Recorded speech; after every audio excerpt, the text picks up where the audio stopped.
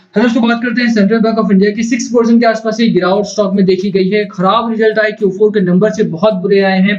हालांकि जितना असर Q4 के नंबर्स का है उतना ही एक और बड़ी खबर सामने आई है प्राइवेटाइजेशन को लेकर के, उसकी भी बात करेंगे हम यहाँ पर। मार्केट में भी आज बहुत बुरी तरह से गिरावट हुई, मार्केट ने नोज डाइव लिया है यहाँ पर अगर आप देखेंगे, और इसका भी एक असर हमें सेंट्रल बैंक ऑफ इंडिया के स्टॉक प्राइस पर देखने को मिला है। बात करेंगे तीनों ही खबरों का कितना असर रहा है, आगे की मूव क्या हो सकती है, सेंट्रल बैंक ऑफ इंडिया के स्टॉक को बेचना है या फिर अभी भी होल्ड करके चलना है, अगर होल्ड करते हैं तो कितना टारगेट होना चाहिए, सब कुछ बात करेंगे। चलिए शुरू करते हैं। बट उससे पहले अगर आप चैनल पे नए हो तो प्लीज चैनल को सब्सक्राइब कर दो and hit the bell icon so that you get notification on time. चलिए स्टार्ट करते हैं। बात करें सेंट्रल बैंक ऑफ इंडिया की तो एक अच्छा स्टॉक है, इसमें कोई दो राय नहीं, और लगातार इसको प्राइवेटाइज करने के बारे में खबरें आती रही हैं। सैटरडे संडे को भी बहुत तेजी से एक रूमर फैला था कि क्योंकि अनलॉक स्टार्ट हो चुका है तो अब गवर्नमेंट ऑफ इंडिया अपना सारा काम धाम छोड़ करके बैंकिंग सिस्टम में प्राइवेटाइजेशन के प्रोसेस को आगे बढ़ाएगा।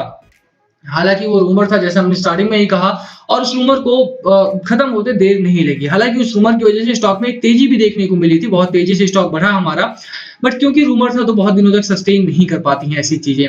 बात करें सेंट्रल बैंक ऑफ इंडिया में गिरावट की तो 23 रुपए के आसपास स्टॉक ने हमारा शुरुआत लिया था, और वहां से लगातार पूरा दिन स्टॉक में गिरावट ही देखने को मिली है।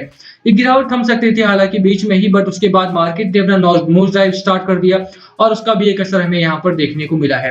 अब देखेंगे तो सेंट्रल बैंक ऑफ इंडिया हो गया, तो यहाँ पर एक खराब रिजल्ट भी आना एक बड़ा फैक्टर रहा जिसकी वजह से स्टॉक में गिरावट हुई है आज के दिन में। हालांकि रिजल्ट उतना मायने नहीं रखता है अगर आप लॉन्गर टर्म के देख रहे हो, बट स्टिल शॉर्ट टर्म में ये रिजल्ट काफी मायने रखते हैं।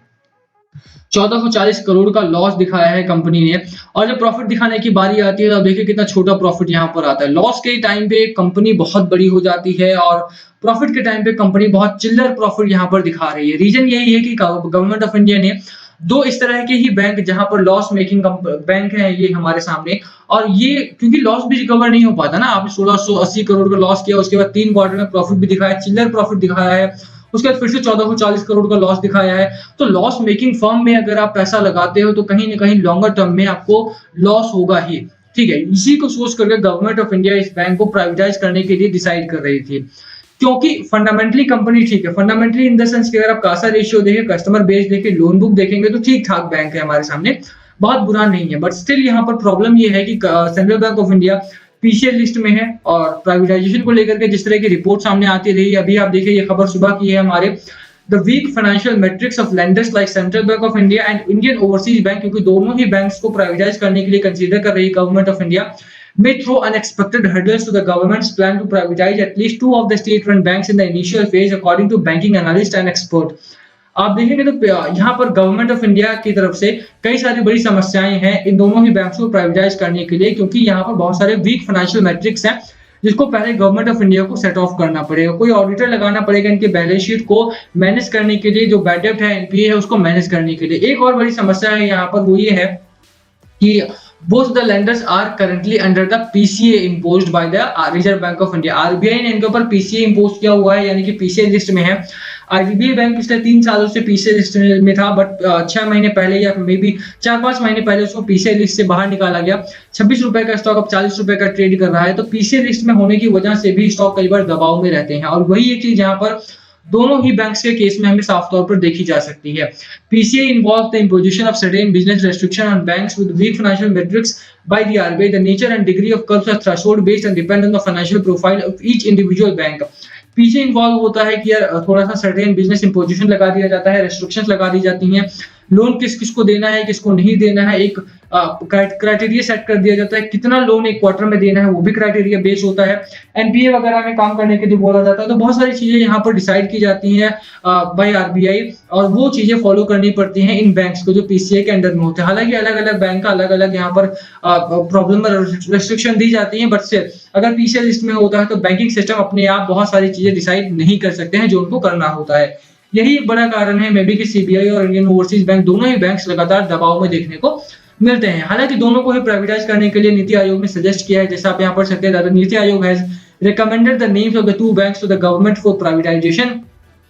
तो प्राइवेटाइज तो होकर के रहेगा, शॉर्ट टर्म में लॉन्ग टर्म में वो डिपेंड करता है गवर्नमेंट ऑफ इंडिया के काम करने के प्रोसेस के तरीके पर। ठीक है, तो परेशान होने वाली बात नहीं है। हालांकि इंडियन ओवरसीज बैंक या सीबीआई को प्राइवेटाइज करने के लिए गवर्नमेंट ऑफ इंडिया को थोड़ा सा काम करना पड़ेगा, बट क्योंकि उनकी भी अपनी जरूरत है 1.75 लाख करोड़ रुपए तो 1.75 लाख करोड़ इन्हें भी इकट्ठा करना है इसी फाइनेंशियल ईयर में। थोड़ी सी यहाँ पर गवर्नमेंट की तरफ से भी समस्याएं आने वाली हैं, क्योंकि उन्हें भी ये काम करना है और वो भी जल्दी से जल्दी। और आईडीबीआई बैंक हो गए, चाहे सीबीआई हो गए, चाहे आईओबी हो गए in the banking sector, and BPCL वगैरह को भी कंसीडर किया जा रहा है, ओएनजीसी को भी कंसीडर किया जा रहा है, हालांकि in oil and exploration sector. तो बहुत सारी चीजें यहाँ पर करनी है once we come out of this lockdown process. उसके बाद गवर्नमेंट ऑफ इंडिया कहीं ना कहीं इस समस्या को भी सुलझाने की कोशिश करेगा। तो बने रहने की मेरी आपको सलाह रहेगी। खबरें हैं जिसकी वजह से गिरावट हुई है, बट उन खबरों को बहुत ज्यादा तूल नहीं देना है अगर आपने इसलिए निवेश किया है क्योंकि प्राइवेटाइजेशन के बाद सीबीआई बढ़ेगा। तो ये सवाल भी आता है कि क्या बढ़ेगा? जी बिल्कुल, क्योंकि सेंट्रल बैंक ऑफ इंडिया का जिस तरह का प्रोफाइल है, जिस तरह का बड़ा कस्टमर बेस है, इस बैंक की कैपेसिटी है, अगर जो बैंक 1600 करोड़ का लॉस कर सकता है वो 1600 करोड़ का प्रॉफिट भी कर सकता है पर क्वार्टर। बट क्योंकि यहाँ पर कस्टमर बेस को अच्छे से मैनेज नहीं किया गया है, पहले लोन्स को अच्छे से मैनेज नहीं किया गया है, और बैंकिंग सेक्टर में काफी लूप्स होते हैं जिनका फायदा उठा करके लोग बैंकिंग सेक्टर को या बैंक्स को ठगते हैं, और उसी का शिकार हुए हैं बहुत बड़े बैंक्स भी, बहुत छोटे बैंक्स भी। तो उसको ही खत्म करने के लिए यहाँ पर आरबीआई नई नई गाइडलाइंस चलाता रहा है। अब जितना हमारा बैंकिंग सिस्टम स्ट्रांग है, शायद 5 साल पहले, 10 साल पहले उतना सिस्टम स्ट्रांग नहीं था। यही एक बड़ा कारण था कि most of the banking sector stock जो है वो प्राइवेट सेक्टर बैंक से पीछे चल रहे हैं, हमारे जो पीएसयूज हैं हमारे। तो यहाँ पर वो समस्या खत्म होगी, बने रहने की मेरी सलाह है। देखो माल यहाँ पर लगातार उठाया जा रहा है, 32% डिलीवरी थी 4 जून को, उसके बाद 37% डिलीवरी हुई, उसके बाद 38% की डिलीवरी हुई। तो लगातार माल उठाया जा रहा है। खरीदारी करने की मेरी सलाह रहेगी, बट सिर्फ लॉन्ग टर्म के लिए। अगर शॉर्ट टर्म के लिए बाइंग करना है तो मत करना। लोअर साइड में 20 रुपए 40 पैसे का सपोर्ट आपको यहाँ पर जरूर मिल रहा है। अपर साइड पर 23 रुपए का आपके सामने पहला रेजिस्टेंस जोन है। स्टॉक ओवरबॉट जोन में था, इसकी वजह से भी गिरावट हो रही थी लगातार हमारे सामने, अभी ओवरबॉट जोन से निकल गया है। तो यहाँ से एक अच्छी रैली की उम्मीद हम यहाँ पर कर रहे हैं। हालांकि खबरें, रूमर्स खत्म हुए हैं और Q4 के नंबर्स अच्छे नहीं आए, तो गिरावट अभी भी संभव है यहाँ पर, और मार्केट के भी हालात थोड़े से नेगेटिव हैं। मैकडी हमारा बुलिश जोन में है, हालांकि बुलिश न्यूट्रल जोन में है। हिस्टोग्राम हमारे अपर साइड है। तो अगर खरीदारी करो तो लॉन्ग टर्म के लिए करना, शॉर्ट टर्म के लिए बिल्कुल भी एंट्री मत करना। बाय एंड स्ट्रैटेजी का खरीदारी करना, not more than 5% of your total capital निवेश मत करना। इसमें 5% ज्यादा किसी भी कीमत पर पैसा मत लगाना। एवरेज करने की कोशिश बिल्कुल मत करना। जितना लगा दिया है लॉस में हो, प्रॉफिट में हो, बने रहो बस, ठीक है। बात बाजार की करें तो बाजार अभी भी हमारा थोड़ा सा ठीक ठाक माहौल में देखने को मिलता है। नोज ड्राइव जरूर लगाई है, बट बाजार ने बहुत ही स्ट्रांगली 15,500 को डिफेंड करा है, और मुझे लगता है कि आने वाले दिनों में भी निफ्टी 50 15,500 के ऊपर की क्लोजिंग दिखाता रहेगा हमें। 15,500 अगर डिफेंड करता है और उसके ऊपर आता रहेगा तो वो अच्छी खबर होगी हमारे लिए। यहाँ पर बाजार के हालात थोड़े से ठीक देखने को मिल रहे हैं, तो बने रहने की मेरी सलाह रहेगी आपको बाजार के तौर पर भी। एफआईआई डीआईआई का डेटा थोड़ा सा नेगेटिव जरूर है। डीआईआई यहाँ पर पिछला पूरा हफ्ता इन्होंने बिकवाली की, इस हफ्ते भी शुरुआत से बिकवाली कर रहे हैं, और लगातार भारी भरकम वॉल्यूम में बिकवाली हो रही है। यही एक बड़ा कारण है। आप देखें तो कल भी हमारा बाजार नेगेटिविटी के साथ ओपन हुआ था, हालांकि कल सस्टेन कर पाया था, आज बाजार ने सस्टेन नहीं किया और गिरावट के साथ ही क्लोजिंग आई है। एफआईआई खरीदारी में उनका असर अच्छा है, उन्होंने न्यूट्रल जोन में रखा है बाजार को, और आगे भी अगर न्यूट्रल जोन में रहता है तो सीबीआई जैसे स्टॉक में अच्छी रैली के आने की संभावना बनेगी। आने वाले कुछ 2 से 4 दिन मुझे लगता है कि स्टॉक हमारा न्यूट्रल टू बुलिश मोमेंटम में रह सकता है।